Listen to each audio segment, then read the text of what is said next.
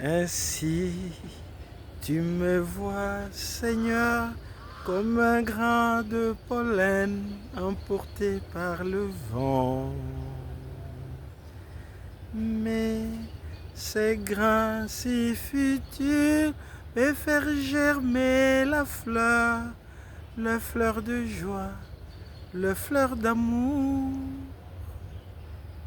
Bénis le Seigneur, ô mon âme, n'oublie aucun de ses bienfaits.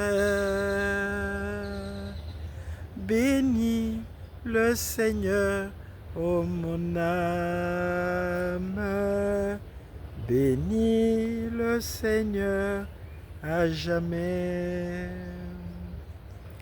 Poursuivons les enseignements sur le livre de Job.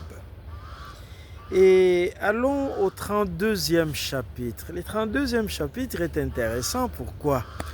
Parce qu'il y a quelqu'un qui intervient, qui était là. C'est Elihu. Je vous ai dit que 3 amis sont venus rendre visite à Job. En fait, ils ont prétendu le consoler. Et ils sont arrivés, ils ont gardé 7 nuits et 7 jours de silence. Et quand Job a commencé par se lamenter, ils sont intervenus, ils ont parlé, ils ont accusé Job. Alors maintenant, le plus jeune d'entre eux, Elihu, intervient en commençant par faire remarquer qu'il était le plus jeune et qu'il avait préféré écouter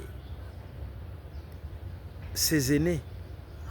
Il avait préféré écouter, entre guillemets, la sagesse des années. Mais au fur et à mesure qu'ils argumentaient, qu'ils accusaient Job et même Dieu, Elihu intervient en leur faisant remarquer que, contrairement à ce qu'ils pensaient, ce ne sont pas les années qui donnent la sagesse.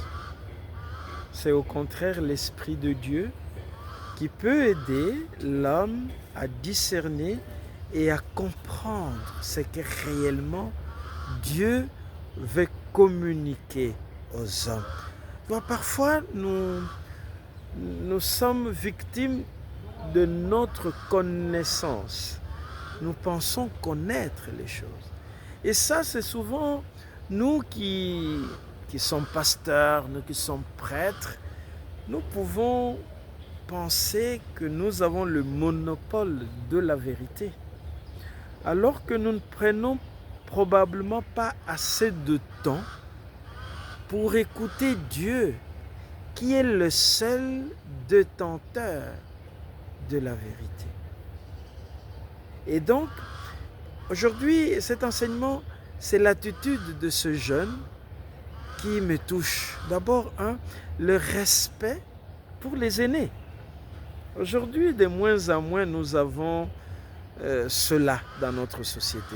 Il suffit que quelqu'un ait son diplôme. Aujourd'hui, c'est LMD, aujourd'hui, c'est Master. On pense que ceux qui ont précédé n'ont rien à dire. Non. Et Elihu a pris son temps pour écouter les aînés. Et quand il remarque que les aînés ne lui donnent pas satisfaction à travers leur argumentation, il réagit, mais avec toute la politesse, toute la délicatesse nécessaire. Les jeunes, aujourd'hui en République démocratique du Congo, ce pays est majoritairement jeunes. Ce sont les jeunes qui écoutent. Jeune, prends le temps d'écouter les adultes. Mais quand tu les auras écoutés, que tu te rends compte que les adultes ne reflètent vraiment pas leur âge à travers leur argumentation, réagis. Fais comprendre à ces adultes que ce n'est malheureusement pas le nombre des années qui donne la connaissance, qui donne la sagesse. C'est très important. Jeune, écoute. Jeune, réagis.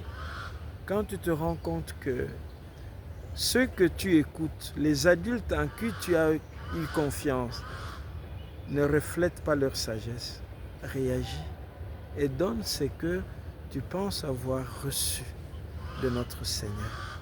Prions pour les jeunes qui se cherchent encore, ils sont nombreux à se chercher un emploi, mais forme ton opinion.